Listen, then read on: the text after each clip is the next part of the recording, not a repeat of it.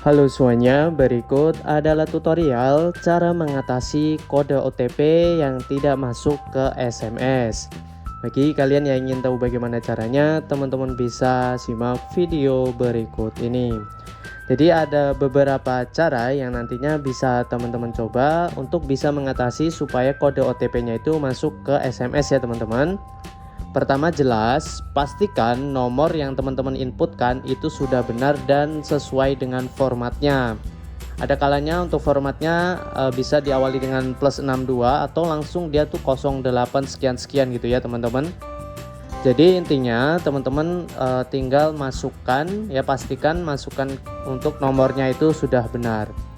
Nah, kemudian yang kedua teman-teman, cek sinyal dan pulsa ya.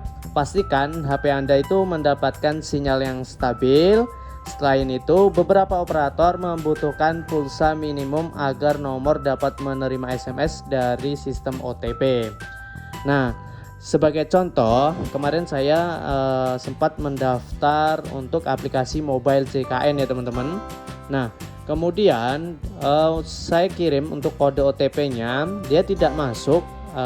Terus dia ada peringatan bahwasanya harus ada pulsanya. Contohnya seperti ini teman-teman. Sebentar. Nah, seperti ini. Pulsa tidak cukup untuk menerima SMS. Ya artinya kita harus ada pulsa dulu, baru nanti kodenya itu akan tampil seperti ini teman-teman ya.